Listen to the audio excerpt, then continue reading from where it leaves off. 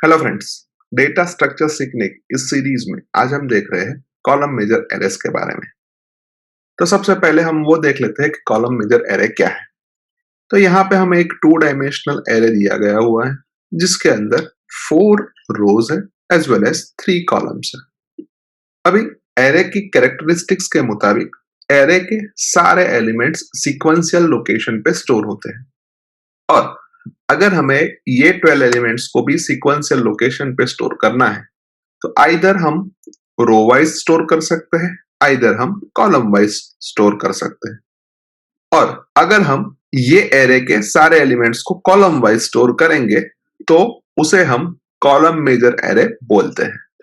यानी कि सबसे पहले A00, A10 एंड A20 आएगा जो यहाँ पे हमें दिख रहा है। उसके बाद A01, A11 एंड A21 आएगा जो यहाँ पे हमें दिख रहा है। उसके बाद A02, A12 एंड A22 आएगा जो भी यहाँ पे हमें दिख रहा है। एंड उसके बाद A03, A13 एंड A23 आएगा जो भी यहाँ पे हमें दिख रहा है। यानी कि अगर हमारा पहला एलिमेंट L0 लोकेशन पे स्टोर है तो second element L0+1, third element L0+2, fourth element L0+3 and ऐसे करते करते हम आगे जाए तो लास्ट एलिमेंट हमारा L0+11 लोकेशन पे स्टोर। अभी इसी चीज को हम थोड़ा अलग वे से लिखना चाहे तो हम कुछ ऐसा लिख सकते हैं कि L0 means L0+0+0, L0+1 means L0+0+1, L0+2 means L0+0+2 and ऐसे करते हम आगे जाए तो L0+11 is equals to L0+9+2।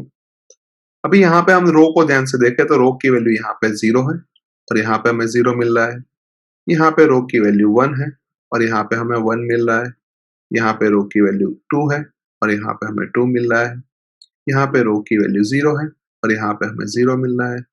यहाँ पे रो की वैल्यू 1 है और यहाँ पे हमें 1 मिल रहा है। यहाँ पे रो की वैल्यू 2 है और यहाँ पे हमें 2 मिल रहा है। यहाँ पे रो की वैल्यू 0, यहाँ पे हमें 0 मिल रहा है। यहाँ पे रो की वैल्यू 1 है तो यहाँ पे हमें 1 मिल रहा है। यहाँ पे रो की वैल्यू 2 है और यहाँ पे हमें 2 मिल रहा है। यहाँ पे रो की वैल्यू 0 है और यहाँ पे हमें 0 मिल रहा है। यहाँ पे रो की वैल्यू 1 और यहाँ पे भी हमें 1 मिल रहा है।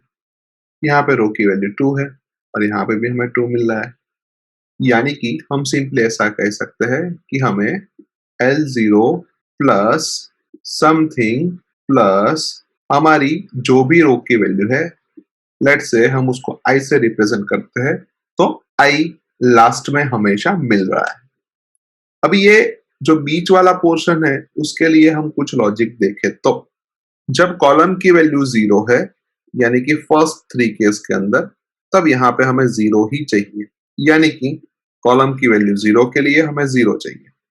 उसके बाद कॉलम की वैल्यू 1 है तब यहाँ पे हमें 3 चाहिए।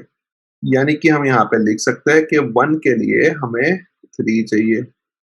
उसके बाद जब कॉलम की वैल्यू 2 है उस वक्त यहाँ पे हमें 6 चाहिए। यानी कि 2 के लिए हमें 6 चाहिए।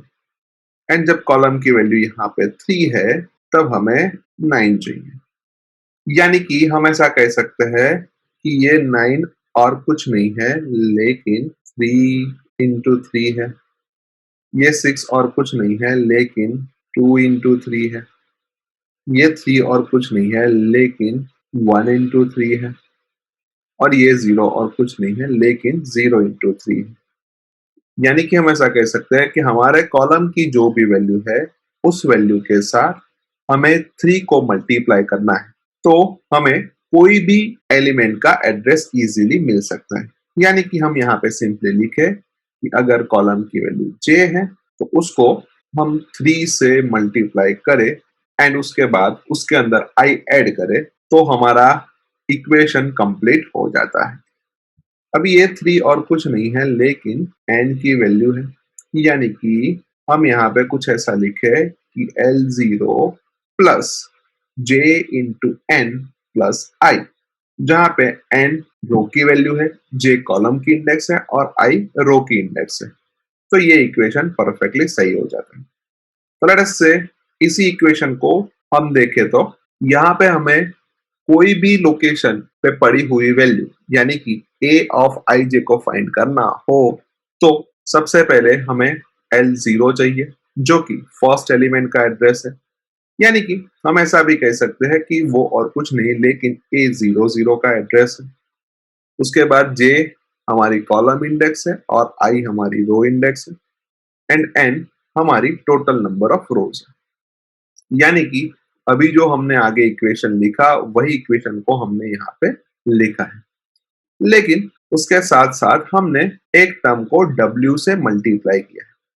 अभी ये W और कुछ नहीं है लेकिन हर एक एलिमेंट के द्वारा कितनी मेमोरी ऑक्यूपाई होती है वो है, यानी कि W की वैल्यू 2 होगी जब हमारा एरे इंटीजर टाइप का होगा, W की वैल्यू 4 होगी जब हमारा एरे फ्लोट टाइप का होगा, W की वैल्यू 8 होगी जब हमारा एरे डबल टाइप का होगा एंड W की वैल्यू 1 होगी जब हमारा एरे कैरेक्टर टाइप का होगा।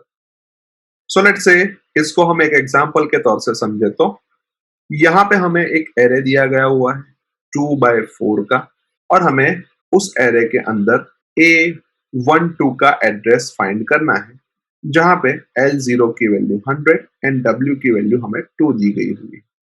यहाँ पे हमारा एरे 2/4 का है, यानी कि हम ऐसा कह सकते हैं कि इसके अंदर टोटल रोज 2 है, यानी हम ऐसा भी कह सकते हैं कि N की वैल्यू 2 है, L0 की वैल्यू 100 एंड W की वैल्यू हमें 2 दी गई हुई है। नाउ हम इक्वेशन के अंदर सभी वैल्यूज को पुटअप करें तो L0 की वैल्यू हमने 100 पुटअप की, यहाँ पे हमें A12 का एड्रेस फाइंड करना है, यानी कि हम ऐसा कह सकते हैं कि J की वैल्यू 2 है एंड I की वैल्यू 1 है और N की वैल्यू हमने ऑलरेडी फाइंड की है जो कि 2 है और W हमें दिया गया है वो भी 2 है, यानी कि अभी ये 2 इंटू 2 हमें 4 देता है, 4 प्लस 1 हमें 5 देता है एंड 5 इंटू 2 हमें 10 देता है, यानी कि A12 हमें 110 लोकेशन पे स्टोर होके मिल रहा है। तो इसको हम एक डायग्राम के वे से समझे तो हमारे पास 2/4 का एरे है जहां पे ये 0 नंबर की रो और ये 1 नंबर की रो है, ये 0 नंबर की कॉलम, ये 1 नंबर की कॉलम, ये 2 नंबर की कॉलम और ये 3 नंबर की कॉलम है।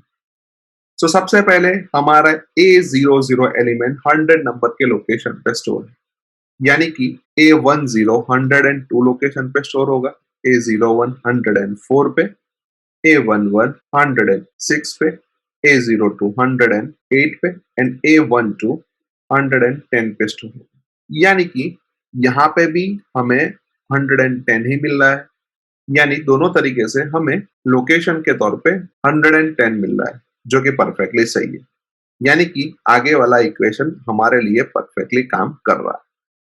उसके बाद हम एक और एग्जांपल को देखें जहां पे हमें एरे दिया गया हुआ है A5040, यानी कि हम ऐसा कह सकते हैं कि इसके अंदर टोटल 50 रोज है, यानी कि N की वैल्यू 50 है। अभी फर्स्ट एलिमेंट उसका 5000 लोकेशन पे स्टोर है, यानी कि हम ऐसा कह सकते हैं कि L0 is equals to 5000 and हर एक एलिमेंट के द्वारा कितनी मेमोरी ऑक्यूपाई की गई है वो हमें नहीं दिया गया हुआ है, यानी कि हम ऐसा कह सकते हैं कि W की वैल्यू हम 1 ले लेते हैं। अभी A2333 का लोकेशन हमें फाइंड करना है, तो हम इक्वेशन के अंदर सारी वैल्यू को पुटअप करें तो L0 की वैल्यू 5000, J की वैल्यू 33 क्योंकि हमें A2333 का लोकेशन फाइंड करना है, N की वैल्यू 50 जो कि हमने अभी देखा, I की वैल्यू 23 एंड W की वैल्यू 1। ये 33 इंटू 50 हमें 1650 देता है और ये 1650 के साथ हम 23 को ऐड करें तो 1673 देता है और 1673 इंटू 1 हमें 1673 ही देगा एंड उसको हम 5000 के अंदर ऐड करें तो 6673 हमें आउटपुट के तौर पे मिलेगा, यानी कि अभी हम ऐसा कह सकते हैं कि हम कोई भी 2 डायमेंशनल एरे के किसी भी एलिमेंट का एड्रेस इजीली फाइंड कर सकते हैं।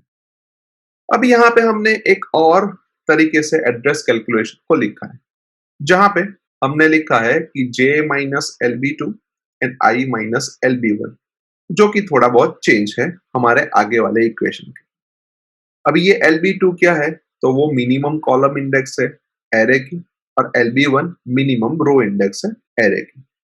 यानी आगे वाले केस को हम कंसिडर करें तो LB2 की वैल्यू 0 और LB1 की वैल्यू भी 0 हो जाएगी। उसके बाद n की value UB1 minus LB1 plus 1 से हम डिनोट करते हैं, जहां पे UB1 और कुछ नहीं है लेकिन मैक्सिमम रो इंडेक्स है, जो कि आगे वाले केस के अंदर, यानी कि इस केस के अंदर हम ध्यान से देखें तो हमारी रो 0 से स्टार्ट होके 49 तक जाती है। यानी कि हम ऐसा कह सकते हैं कि हमारी मैक्सिमम रो इंडेक्स 49 है, और अगर हम यहाँ पे उसकी वैल्यू को पुट अप करें, UB1 की वैल्यू 49 हो जाएगी। और अभी हम n की वैल्यू को यहाँ पे कैलकुलेट करें तो UB1 की वैल्यू हमारे पास 49 है, LB1 की वैल्यू हमारे पास 0 है, और 1 उसके अंदर हम ऐड करते हैं, जो कि हमें n की वैल्यू 50 देगा।